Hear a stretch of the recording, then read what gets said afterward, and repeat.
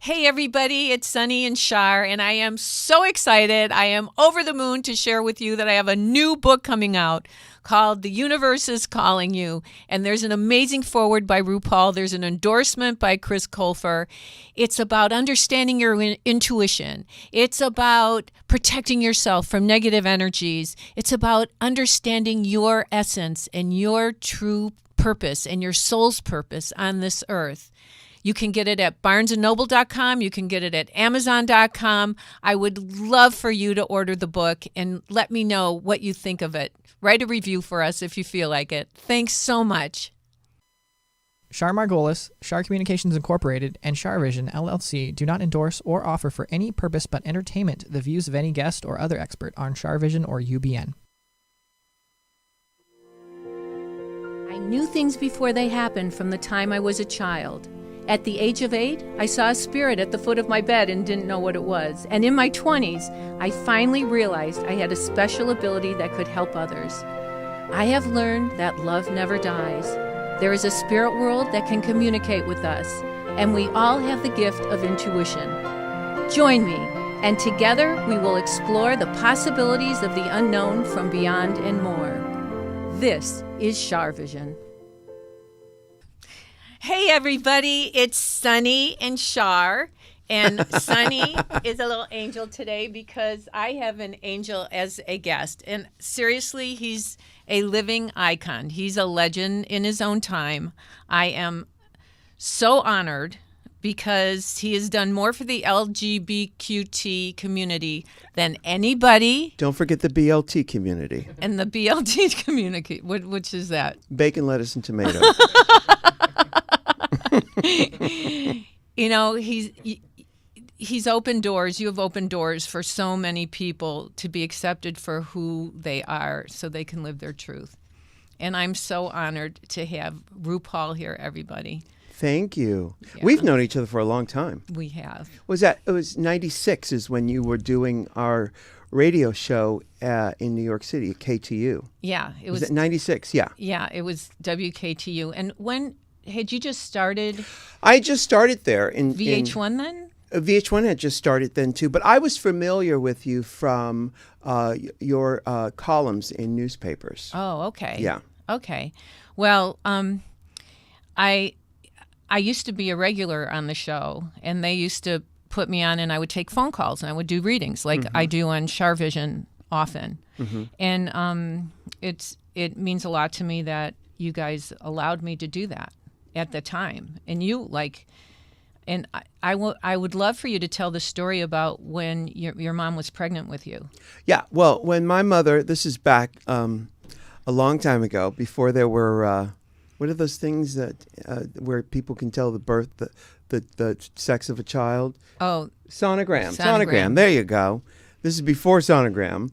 My mother was pregnant with me, and a psychic told her that you were having a boy and that he would be very famous. So I grew up with that hanging over my head. Right. And trust me, there were times when I thought, oh my goodness, maybe that wasn't true. I knew in my gut it was true, but there were some rough times. You know, when I was turning 28, my Saturn Returns was a rough one. And for people who are not familiar with the Saturn Returns, it is where the placement of Saturn when it returned to the position it was in when you were born. So I liken it to when Dorothy travels all that way to get to Oz, looks behind the curtain and goes, wait a minute, you're the wizard?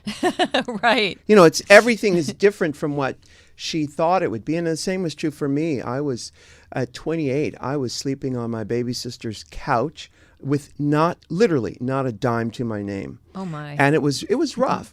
But I was able to pull out of that with the help of people from my tribe. My friend said, hey, get back to New York. I was out here in LA at the time.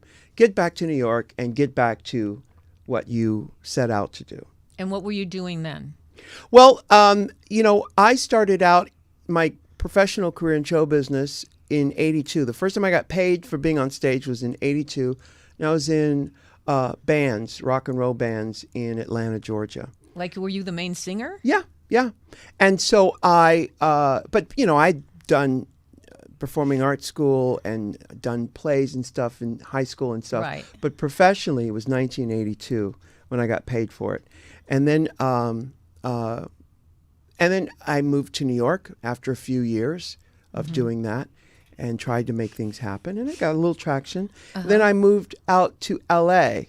And that's when my Saturn Returns hit. And it was crazy, right? It was tough. I was, in Los Angeles, no car, no money. Oh, my. I did the Gong Show when it had come back. My goodness. This is 1988. The Gong Show, which for people my age, it was a big show in the mid to late 70s. And then it came back in 88. Right. And I got on that show. I did not get gonged. It's a talent show. I did not get gonged, but I didn't win either. What did you do? I sang one of my original songs. I had an album at the time called, it was called Rupaul is Star Booty. And I had a song on there that I did on the show called Follow Me.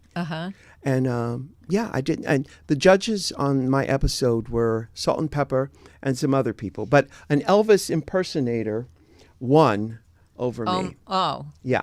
So I did not get gonged, but I did that. I tried to get some traction, tried to make things happen. It wasn't happening. You did everything you possibly could. Well, I wouldn't say everything. I did what, basically I did everything I possibly could. In hindsight, Right. I could have focused more on and visualized more what it would look like.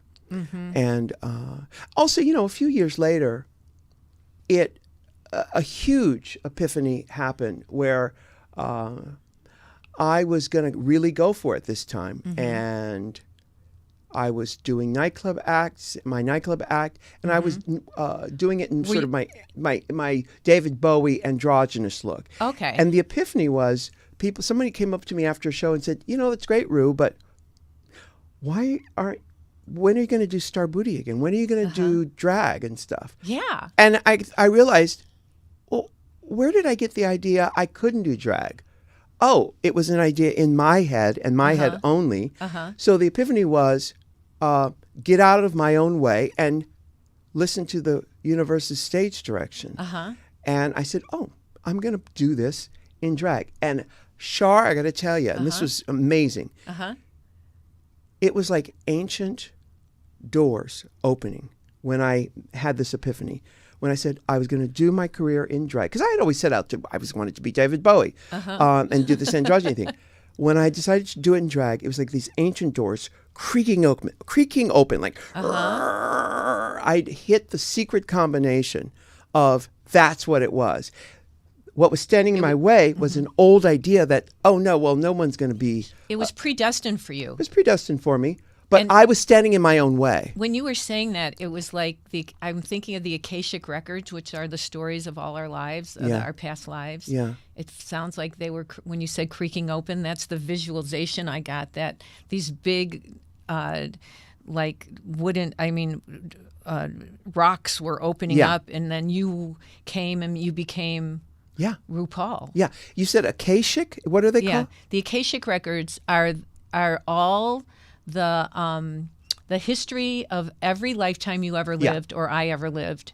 It has Akashic Records, And my sister does past life regressions, and her spirit guides have access to the Akashic Records. So when she regresses someone to their past life, they see what they were in past lives.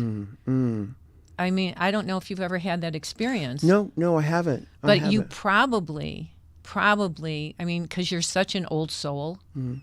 You know that, right? You're such an old soul. And you know what I find with you, which is so interesting, when I hear you speak and I watch some of your talk show that you had, you have wisdom that's downloaded into you.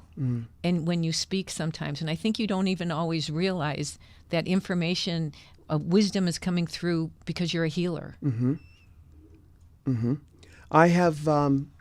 I've come to realize that and to be at peace with it for the most part. The tough part of that is finding playmates who can play along on that level. Right, you know. right. Because otherwise, growing up, I had to dumb down. Not that I'm some ascended master. It's just that there are certain to put that here, and then we got it. What's the problem? I see you as like one of God's secret agents. I love that. I love that. That's why you're here, to help people live their truth. And I wanted to know how drag changed you and changed society since it's gone mainstream. Yeah. People say it's mainstream, an aspect of it, the superficial aspect of it is mainstream, but the deeper level of drag is not, which the deeper level is that we're all born naked and the rest is drag. And that deeper level is an understanding that all of this facade is just temporary. This is not who you actually are. This is just a shell. It's like a costume, this body and all this stuff. So so for the deeper level to be mainstream, people would have to be able to see themselves from outside of themselves and be willing to let go of have fun with this identity that they so cherish, and they get so offended if you say something that doesn't align with their vision of themselves. You know what I mean? So the superficial aspect of drag, that's become very well known. But the first part of your question is was about what how it's changed society and how it's changed you. Well, drag it has changed us. You literally have changed society with this. You understand that, right? For my, being the old soul that I am, for my nickel, not enough. Not changed enough. I'm like, come on, guys, come on, well, just get with it. But a lot of it has to do with society and, people in the White House and people running the country and, people's prejudices. But you've opened it up to allow this to be something that people, my great nephew's girlfriend is so excited that you're on my show today, and she's like 24. You have a great nephew. I don't even have a good nephew. His dad Thanks, Elvira. That's an Elvira joke. His dad was like 8 years old when I was born, so he's like my little brother. Yeah. So. But I'll tell you how it changed me. Kids are going crazy because they're being more open. It's like I saw Julianne Howe say, "Well, she just got married," and she's going, "But I'm bisexual now," or "I like women." Yeah. And it's like you're giving people permission to live their truth, to be who they are, not realizing that. I don't think you realize it. Well, listen, I give permission. That's a tall order. You know what we've done is with our show and what we've done with this movement is we've allowed people to recognize something that's already inside of them. That's what it is, because this is not something you have to learn. This is something you have to remember, and that's true of many things. What we've done through the power of drag is remind people that there is more to you, more to them than just the physical, superficial aspects. Right. And that you don't have to choose column A or just column B. You don't have to choose anything. You can decide in that moment. Our world is filled with polar opposites. Black, white, night, day, boy, girl, all that stuff. But, when you think of the sun going down and it gets dark at night, that's great. But if you actually were to go further out into space, you'd see that the sun actually never goes down. It doesn't go down. We actually, we're spinning around. Wow. And that there is no night or day. Wow. If you look far enough away, are you with me on this? Yeah. And that you would realize that those polar opposites, boy, girl, everything is actually everything. Everything is everything. If you stand far enough back. I agree. And I write about this, that we're really all part of the same energy. Absolutely. We're all really one. That we are one thing. And I feel life is a school and we're here to learn lessons. So they make some of us black and some of us white and some of us female and some male and some not sure what Sure. their genders, and there's Yeah. like what 60 different genders now that people can be. Mm-hmm. And I think you're 100% right. But you're also in doing the drag and making it like entertainment. Mm-hmm. It's like infiltrating freedom to people. Yeah. You're infiltrating. I love it. Listen, I've said this many times. I don't do this because I want to change the world. I do this to entertain myself. And Right. if other people can get something from it, yay, right on, lady, go for Right. it. Right. But I don't, I didn't come here. I got to entertain myself. I'm going to say this. I'm going to put it on record. Okay. I'm smart. I'm You are. smart. You're smart. And You are. for a sweet, sensitive soul who's also smart, you gotta somehow entertain yourself. You do. And drag has entertained me. It tickled me. This morning on the phone, I was talking to someone, and they told me a portmanteau. A portmanteau is two words that are smashed together. Like a spork is a spoon and a fork. Okay. Yeah, that's a portmanteau. Okay. Like think Natalie Portman toe. Okay, Think right. Natalie Portman's toe. Right. Her big toe. And so he said to me, he talked about Britney Spears, and he's a big fan, and he was worried that whenever she's a brunette, Right. We have to worry a little bit. And he says whenever it's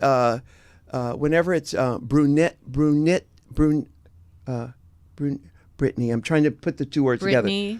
Brunette. I'm trying to put it together. I can't specifically do it because it's a portmanteau. It's mixed together. But brunette-ney or something like that. It was funny. But it tickled me so much because my brain needs entertainment. It needs that Right. extra smart element Right. that goes, oh, this is fun. And drag does that for me. Music Right. does that for me. Games. I love charades. I love all that stuff. So for me in my career, drag has entertained me. It has kept me somewhat sane. And because for a high functioning, smart, sweet, sensitive soul, Right. I need a little something extra to get through this to life. entertain your life because That's you right. get bored easily. I get bored I real get bored easily. easily too. Yeah. They lose me at dinner parties sometimes, which I understand you do dinner parties. Sometimes I do. I haven't done it in recent years just because I'm in bed by 8:30. Oh, You know what, Char? me too. You know what? The other I just got back from New York the other day, and when I went to bed at 6:30 in the evening. You need to do that. I went to bed at 6:30. The next day, I went to bed at 7. And then last night, I think I went back on schedule. I went to bed at 9. But usually, I'm in bed like 8:30, something like that. So what else makes you happy? Sleep? Makes you happy? No, I don't need a lot of sleep. I woke up this morning at 1:30. Oh, I wow. had to call Europe to make some plans because we're going there for blah blah blah. But Wait. You're doing DragCon in England, in right? England, yes, That's we're doing DragCon. so exciting. DragCon, and we have Drag Race UK, which starts up October 3rd, 2019. So exciting. Yeah, so we're doing all that. But George and I are going to go over there. I'm working, but And George is my husband. your husband. And we're going to go over there and have a little vacation time also. So I was making arrangements What's with your the hotel. relationship like with George? He's my favorite person I've ever met on this planet. Yeah? My favorite person. And My goodness. he tickles me, and he is a lovely, lovely, kind person. And he has an artist's brain, so he thinks outside the box, and we are so compatible. Wow. He doesn't have to. There's not, and I'm a skeptic. I'm Scorpio. I'm a skeptic. Oh, you're Scorpio. Yeah. There's not one bone in my body that would think that he doesn't love me. Everything I feel his love for me. You're soulmates. Yeah, You're he's truly great. soulmates. Yeah. How did you guys meet? We met on the dance floor at Limelight Disco in New York City. How long ago was that? In '94. I was there with a friend, and I looked out on the dance floor, and I saw this. He's 6'7" in stocking feet, but How tall are you? I'm 6'4". Yeah. My goodness. And he had on he had on these huge platforms, so he was even taller and dancing like a maniac. So I went over to him on the dance floor and I said, "What are you doing?" What? I said, "Can I put my arms around?" Because I never get to sort of put my arms around someone taller than me. So I said, I never thought of that. Yeah. So I said, "Can I put my arms around you and give you a hug?" He said, "Sure." And then he lifted me up. I put my arms around his neck, and then he put his arms around my waist, and he lifted me up. I've never had that sensation before. And that was it. Yeah. And that was 94. And did you just start calling each other every day? Well, from that night, we went out. We left there and went to get something to eat at Florent in the West Village, which is actually near where we live now. We've had this this place in the West Village for 25 years. Oh, how nice! Yeah, and it's like a neighborhood, isn't it? Oh, it's lovely. It's because the West Village in New York is off the grid because most of the city is on a grid, blocks and blocks. But because it's the oldest part of the city, on the west of 8th, actually west of 7th Avenue, it's all off the grid. It's all it's a different configuration. So what would you guys do on a Sunday morning? Well, on this past Sunday morning, we were there. I got up because I get up early. Right. I love Sunday mornings in New York. I love Sunday Usually mornings we will get on the bicycles and ride around because there's no traffic. Okay, so you have bicycles there. Yes, yeah. Okay. And then and it's safe. And it's very safe because there's just no one on the street. Right. So we're talking 5 o'clock in the morning. The sun's Amazing. coming up. Yeah. So first of all, I'll get on my Starbucks app and go get the oatmeal and quad lattes. And bring them back, and then we'll go for a bike ride. We'll lay in bed and just, hold each other. Aww. And what did we do this After Sunday? how many years is this? 25 years? It's actually we met in January of 94. So I don't know math. Okay, but that was a long time ago. A long time ago. Yeah. Okay. And and then we got the apartment. Actually, we got the apartment in January of 95. I remember because I just signed a contract with MAC Cosmetics. Wow. And that's what I did with my my advance. I bought an apartment. Aww. So anyway, George is lovely and he has a ranch in Wyoming. He's Australian. Oh, he's Australian. Yeah. Do you have horses? No, let me explain to everyone out there what a modern ranch is today. Okay. And because we all have a different idea of it because of movies and westerns and Right. probably the TV show Bonanza. Right. But every time I mention that he has a ranch in Wyoming, Right. when someone comes back to me and says, "So how's George with the ranch in Montana?" I swear, without fail, everyone says Montana, even though It's Wyoming. It's Wyoming, and I think that's because of movies and television also. I think you're probably right. I'm telling you- people have a stereotype. Yeah, without fail, it's wild and uncanny. They always say Montana. Anyway, this ranch, which is 60,000 acres, when I did 60,000 acres? 60,000 acres. I did an interview with Oprah, Where Are They Now, several years ago. Oh, my goodness. And I said, yes, well, my husband has a 50-acre ranch in Wyoming. Well, George had you have to, yeah. I don't know what I'm doing doing That's that wrong. part right there, yes. Yeah. It's not. Oh, I see. You've twisted your I don't know what I microphone. did. Here, let I me did- help. Thank I know you. how to do this. Rupaul Yeah. is now my technician. Yeah. He's fixing. Please stand by. That's the there Okay, you go. thank you, Yeah, sweetie. perfect. Okay, thank you. And I mistakenly said George had a 50-acre ranch, but it's actually 60,000 acres. 60,000 acres. Math and numbers, not so my what strong kind of suit. wild animals are on a property like that? 'Cause I'm very into nature. 'Cause- all of them are there. So there's deer. Is there antelope? Everything. Antelope. raptors, Wow. you name it. The dogs got in a scuttle with a porcupine 2 weeks ago. Oh no, are they okay? Well, yeah. One of them got into the scuttle and had to go to the vet and be anesthetized to have the porcupine needles taken out. Oh, that's horrible. Because it was in her nose. Oh, I'm so sad. Anyway, but a modern ranch is land management. It's not like Right. Bonanza. It's land management. So he sells water to the oil companies. He leases the mineral rights to the oil companies. Wow. He leases pastures for ranchers for their cattle to graze on the land. And because Wyoming is very old-fashioned and Republican and all that, wind farms have had a hard time getting started there. Right. Are they doing wind farms? There is a company doing them I think it's in Laramie, but he hasn't been able to get it done on his property yet. And do you have wells? There are You wells. you have artesian wells and like fresh, amazing water. Fresh, amazing water, and he sells that. So See, I think that is going to be the most needed commodity in the future. Yeah. It's not oil; it's going to be water. We need water. We need all water, it. so he better hang on to that place. Yeah, well, he inherited it from his father was American, his mother Australian. He was born in Australia, and he's had the ranch for 10 years. Do you have in-laws? I do have in-laws. Yes, yep, and they're all in Australia. And do you like them? I do like them.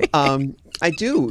They're wonderful. In fact, when I do an Australian accent, I'm doing George's sister. Oh, that's good. Her name is Chicky, and she speaks like this. And that's so I can't do a man's Australian accent. I can only do Chiquita. And where in Australia? Perth, Australia. It's the most Oh, remote, I've been there. I've been there. The most remote city in the world. It's beautiful. I beautiful. love Perth. I love Perth. It's great. Now, George, of course, has a different opinion of Perth. Oh, because he grew up there. Yeah, he grew up there. But, it's funny. I'm from San Diego, born and raised, and Perth and San Diego are pretty much the same city. Right? Yeah. Yeah, they're so similar. The way they look, even just values, That's... Okay, so you have a sister-in-law, and do you have a mother-in-law? Yes, mother-in-law. George has. He had. There were 6 of them. Yeah. One of the sisters has gone on, but he's got several sisters still with us and a brother, and he's absolutely lovely. He left there when he was 17 to go to Paris. To go to, fashion school. And then when I met him in New York, he was at FIT. It sounds so beautiful because it sounds like you are like you're together, but you also have your freedom to be who you are in your lives. Yeah. And you support each other. Oh, absolutely. Absolutely. That's a gift. It is a gift. And I never take it for granted. Absolutely. Listen, we've had our ups and downs. Right. After all, since downs. 1994. Yeah. But did you go to therapy to work it out together? We have before. We got sober together, which was a huge part of our story. And we split up for a while. We've had our Oh no. We have. Yeah, we've done it Oh my all. goodness, that must have been heartbreaking. It was heartbreaking, but you know what? Still couldn't shake him. Could not shake him. Even when we were apart, we spoke every day. Yeah. Yeah. Oh, that's really adorable. It's crazy. Wait, what sign is he? He's Aquarius. Oh, okay. We actually met on his birthday on January 24th. You were his gift. Yeah. And we got married on his birthday. Aww. We got married just a few years ago. Where? In our house here in LA. Who officiated the wedding? Alicia, from our television from. Oh, yeah. She did it. How beautiful! So it was Alicia and her husband Ed, who's worked at World of Wonder. Ed has been there the longest, I believe. Ed has been at World of Wonder for maybe 24, 25 years, maybe. Wow! And then and their little girl, Brianna, was there. It was just the five of us in our living room. Oh, that's so special. Yeah, and George and I wore our pajamas. Okay, that is adorable. Do you have photos? I don't think we do. I don't think we do. Oh, no photos. It was very, very informal. In fact, George and I went down to the courthouse and got the papers, and then we had the ceremony. But I think for anybody who's out there who's thinking of getting married, the key to that is to have a small ceremony on one day, and then have a reception on another day. I think putting both of those ceremonies together, the reception and the ceremony, the wedding, is too much, and it costs too much money. And also, if you have to move from one place to the next, I think have a small wedding of just a handful of family and friends, in your house, in your backyard, and then plan another day for a big party to invite everyone. So you were in your pajamas. Yeah. Then you kicked everybody out, and you had your honeymoon. Yes. Well, the honeymoon's been going on for many years, but we didn't really have to kick them out because there's only three of them, 2 adults and a child. So they just went home. So sweet. And was George at Studio 54? Because I know you were at Studio 54. Well, no, I was at Studio 54 way after the fact. Way after the fact. Okay. When it reopened in the 80s or something like that. Okay. Because we had a party at KTU at Studio 54. This is in the 90s, yeah. Right. But I came to New York the first time in 82 with my band from Atlanta. Oh, okay. And then I moved to New York in 84 and stayed there for about 6 months before the city spit me back out, and I went back to Atlanta. Right. And I came back to New York in November of 87. And I've been there ever since. And did you know Andy Warhol and all those people? No, I would see him at a party. I'd see him at parties, but I never officially met him or anything. But, all of the kids who had come to New York, like myself, we all came to New York because we grew up reading Interview magazine, and because of the Warhol superstars who had come to New York, changed their names, and created an identity, a life for themselves that wasn't the small town kid from wherever. Right. And we all moved there because of him and David Bowie. Those were the two things. Andy Warhol and David Bowie. Those were the things that propelled all of us kids my age. I'm going to be 59 in November. You look fabulous, darling. Thank you. You really look fabulous. Thank you. He really does. Well, all of the people my age, we came to New York. We missed the Studio 54, but we read about it, and that's why we came to New York. Okay. Yeah. And now, so... Wow. I mean, that's history. It is. That's really history. is. You're part of history. Yeah. And you've taken all that knowledge, and what gave you the idea to do Drag Race? Well, Drag Race, my friends who I met in the East Village, we're all the same age, Randy and Fenton, who run World of Wonder. Yes, I work with them. Yes. Well, I met them in 1985 at the Marriott Marquis in Times Square. There was a festival, a seminar called the New Music Seminar. Is that what it's called? New Music Seminar. Yeah, New Music Seminar. And I met them, and this was held yearly at the Marriott Marquis in Times Square. So I met them there, and when I met Randy, Fenton I met later, but Randy was there, and he looked at me in the eyes, and I could see reflected back in his eyes everything that I could be in that moment. Okay, so there was a mirrored soul. Yes. Like a soulmate in a way. That's right. Everything I could be, everything I am today, all the things you just talked about, I could see reflected back in his eyes. And I had never experienced that before. In that moment. In that moment. He saw it. He saw it. he saw it, and I was taken aback, and I thought, follow this guy. Right? Don't let this one go. He could see it. And to this, I remember the look in his eye. He still gives me that look today, by the way. He does? Yes. And a year later, they produced an album on me, that one called Rupaul is Star Booty. Right. And then we remained friends. And in 91, after I came back to, I'd come back to New York. I remember I was in 88, I was in LA sleeping on my sister's couch. At Christmas time of 88, I was at my mother's house, and I was depressed. I needed a breather. In January of 89, Larry T, another one of my tribe members, and I talk about my finding your tribe all the time. You do talk about it, Absolutely. and you have found your tribe. I have found You've chosen my tribe. your family. That's right. And so Larry T called me up from New York in San Diego, and he said, "What are you doing? Get your ass back here to New York. I will buy you a ticket. You will pay me back in a week, one go-go gig," because I used to go-go dance on the bar at the Pyramid Club in New York. Oh my goodness. Was that exhausting? No, it was fun. It was so much fun. Now I get energy from dancing. Well, you can dance. I love it. So he paid for a ticket. I went back to New York. I said, you know what? I'm going to go back to New York. I'm going to let these bitches have it. So I decided I'm going to give them drag. They want drag. Right. I'm going to give them drag. Right. I got back to New York in January, and by September of 89, I was crowned the Queen of Manhattan.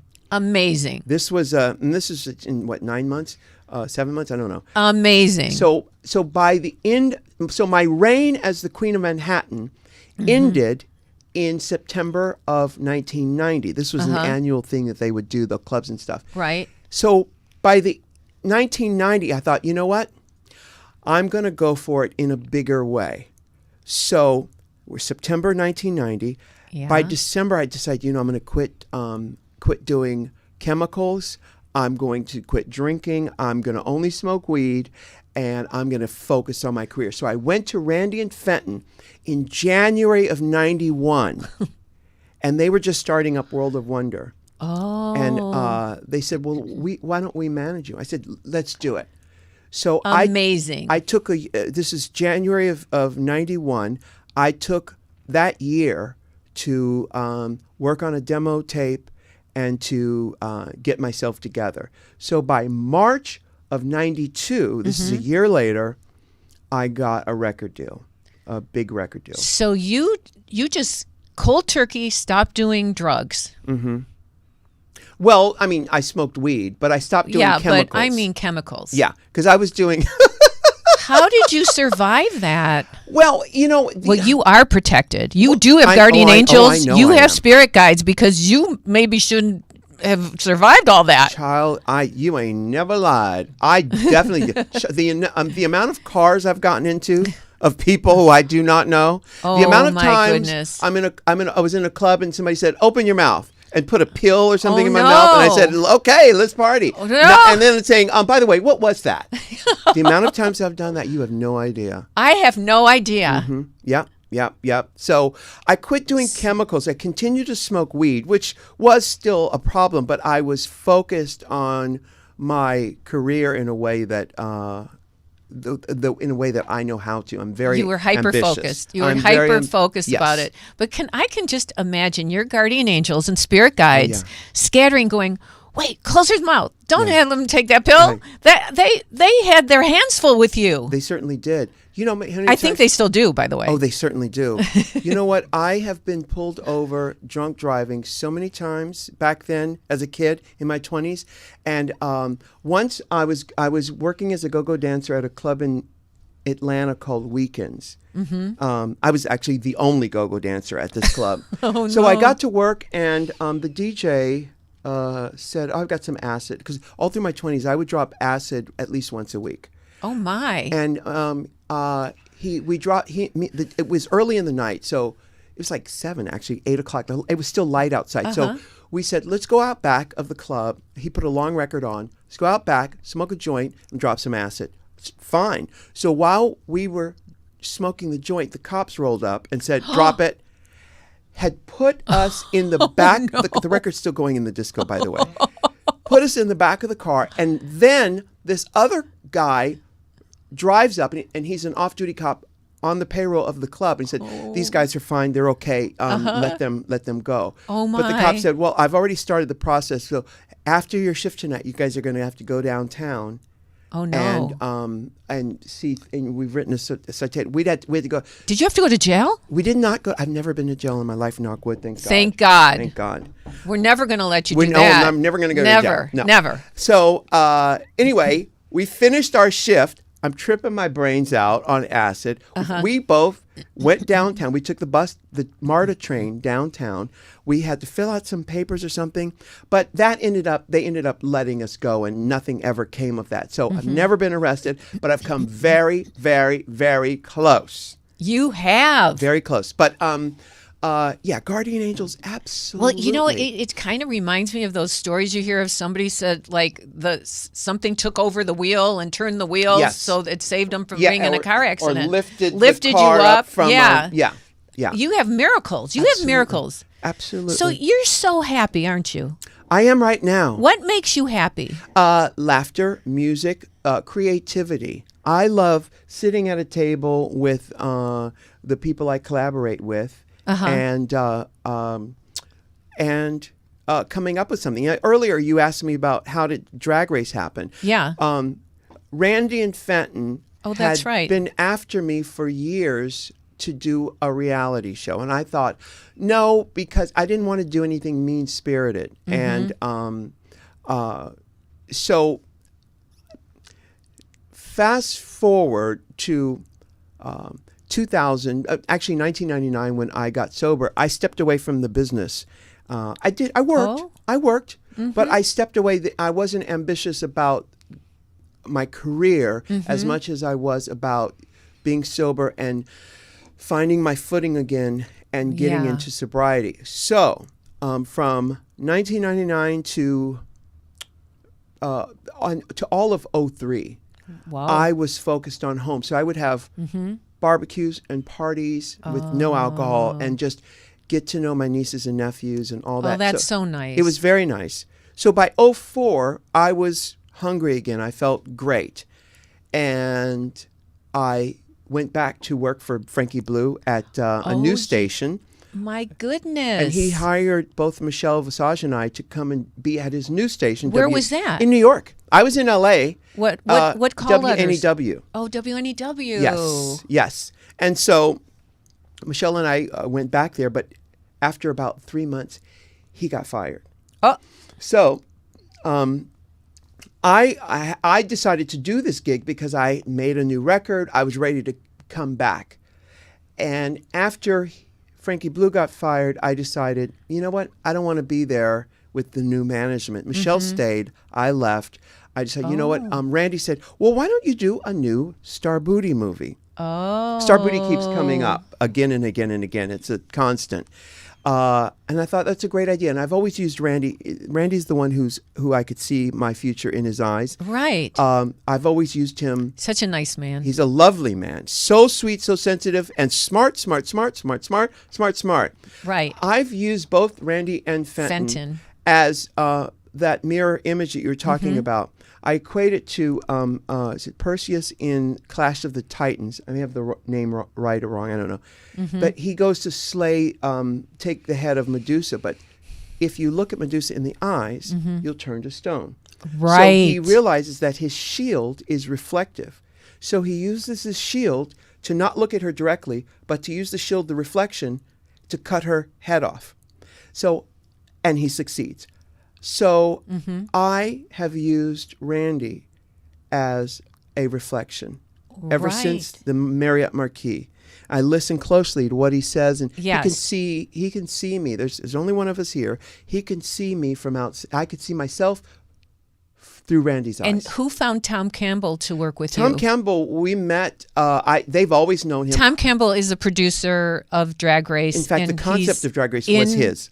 It was his. Yes. He's a genius. He's a genius. Reading Queens with Char Margolis was his idea. Okay, so Tom Campbell is in your ear Yeah. all the time, The whole time. on Drag Race, right? On Drag Race. I don't read a teleprompter. I have an earbud that transmits his voice Right. into my ear. So the way I'm talking right now, he could be reading it to me, and it sounds just like what. But me you're just very talking. good at I'm very good interpreting at it. I'm very good. It's I've tried amazing. I've tried with other people, and I've done it with other people, but no one is as good with it because we are simpatico.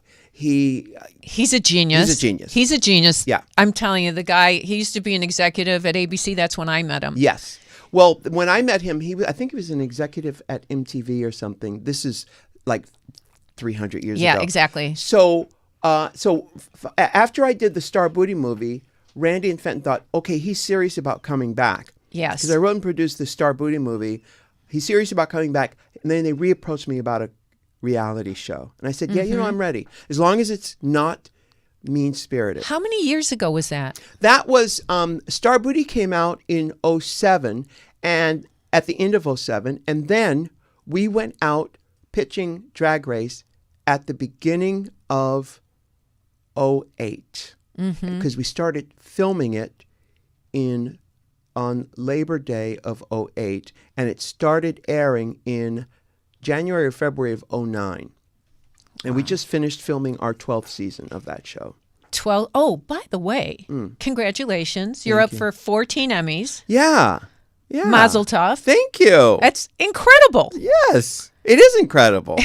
I mean, very incredible. So exciting. When does that come out? When do those? Well, tomorrow are the creative arts Emmys tomorrow, and then the following week, next Sunday or something, those are the primetime Emmys. So we're in both of those events. So tomorrow I'll go. So if you could give advice to the kids out there who are living in, there's so many unhappy people. Yeah. What advice can you give them? Because you were down in the dumps at one time. Oh, yeah. And what time is it? I could be down in the dumps this afternoon. No, we're not letting you. Well, no, I'm not right now, but I'm living in this moment. But, I'm a sweet, sensitive soul, and that is the price we pay. He really is. I'm telling you, this man truly is a sweet, sensitive soul. Yeah, well, it's, and I'm honored that you're here because I know you don't like to do a lot of these interviews. So what kind of advice can you give to somebody who's maybe having a hard time? Yeah, well, I'll tell you what. First, advice, hard time or no hard time, you have to know thyself. Now, I didn't come up with this stuff. I didn't come up with any of this stuff. What I'm doing is I'm remembering what the ascended masters, what the people who have lived before, what they've done, and I'm following their path. So first, know thyself. And that entails realizing that you are an extension of the power that created this universe. Right. And in this body, you're a very fragile little baby. Right. And yeah, it's important for you to understand that you are fragile, you have a sweet, beautiful heart, but there's another part of you that is also part of the universe, the part that created this universe. Now, I just want to quickly, go into this thing. I had a major breakthrough recently. Okay. And it wasn't. I'd love to hear it. And it's not. It's something I already knew. It's something I had to remember. Okay. I spent 6 months across the street over there at Warner Brothers. We are literally across the street from Warner Brother Burbank Studios. And I was filming with Michael Patrick King, whose birthday it is tomorrow, by the way. Oh, thank you for telling me. Yeah. And can you talk about that? I will, yeah. Yeah, what's your project? Yeah. It's called AJ and the Queen. And my agent said, well, Rue, you're in a place where you could call any writer and write with them. Who do you want to write with? I said, Michael Patrick King. Yeah. We met, and it was a marriage made in heaven, literally. I believe it. Yeah. And so we put this project together called AJ and the Queen. And after we filmed it, 6 months of filming, someone asked me, well, what did you learn? What was it like filming with this 10-year-old kid? Is this the epiphany that you're telling me about? Okay. What was it like? I said, well, it was like being able to reparent my 10-year-old self. Oh. And I thought, oh my goodness, did I create a situation to reparent my 10-year-old? I absolutely did. And in doing that, I have created and beautified and solidified this relationship with my 10-year-old. Because after we finished filming for 6 months, I could still feel Izzy G, the kid. I could feel her right here. In fact, her energy. Her energy. Because we were side by side the whole time, like Siamese twins. The whole time, we're in every scene together, and we love each other. So exciting. After I left the set, I could still feel her presence there. And now, when I feel it, I think of my 10-year-old kid, who, by the way, I was 10 years old when I started smoking weed and started doing drugs and all that stuff. And I've got to say, and I've been sober for 20 years, those drugs, they saved my life. It saved my life. Okay, the last 10 years of it, not so much. But, because I used for 29 years. So in doing this show, this series for Netflix, it's called AJ and the Queen, I could feel my 10-year-old next to me. And my 10-year-old, throughout my life, had always been looking for, I had been looking for people to parent my 10-year-old. Right. But I realized in doing the show, the only person my 10-year-old wanted to parent me was me. The only person. Now, I wanted my father to do it. I wanted my mother to do it. They couldn't do it. No. I wanted relationships to do it, other people, life, whoever. In reigniting my relationship with my 10-year-old, my 10-year-old said, no, Ru, I want you. I want you. That was major for me. And so it let other people off the hook, because other people could sense, you want me to look after a 10-year-old? Right. I don't want to look after a 10-year-old. It's too tall an order. Right. Meanwhile, this was a major breakthrough for me. Now, is it, when you hear it, it's like, well, of course, Ru, it wasn't something I had to learn. It was something I had to remember.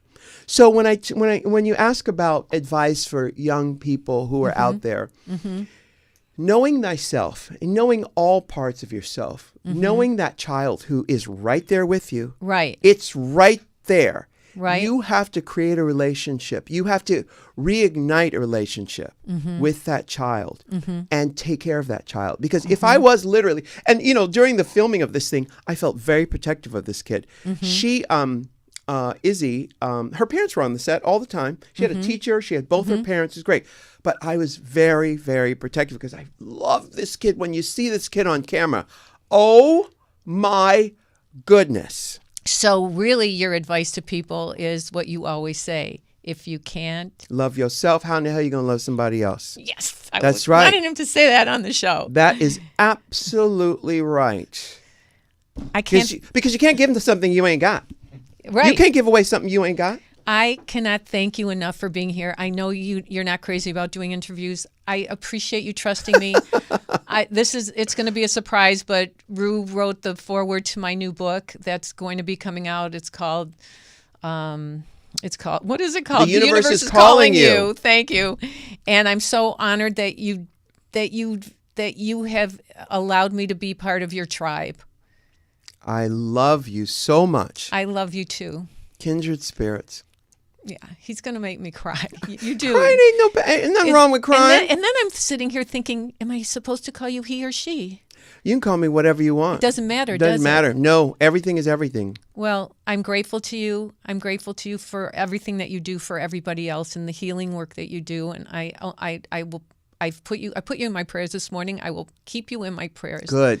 And me yours. Thank and you. yours mine, or something like that. Okay. Yeah. Thank you so much for being here. And when does the Netflix show come out? They haven't said yet. Okay. I know, but I can't say on broadcast. Okay. Well, you guys watch for it. It's called AJ and the Queen. AJ and the Queen. Yeah. And so all my Char visionaries, thank you so much for watching and listening. And you know that I love you, and I'm so grateful to you. And I'm keeping all of you guys in my prayers too. God bless you. Be well.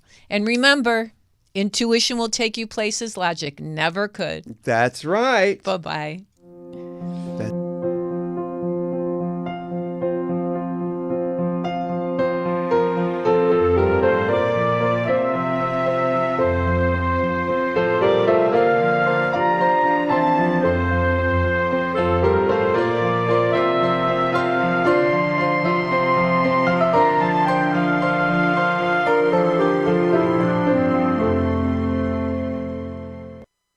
Hey everybody, it's Sunny and Char, and I am so excited. I am over the moon to share with you that I have a new book coming out called The Universe is Calling You. And there's an amazing foreword by Rupaul. There's an endorsement by Chris Colfer. It's about understanding your intuition. It's about protecting yourself from negative energies. It's about understanding your essence and your true purpose and your soul's purpose on this earth. You can get it at barnesandnoble.com. You can get it at amazon.com. I would love for you to order the book and let me know what you think of it. Write a review for us if you feel like it. Thanks so much.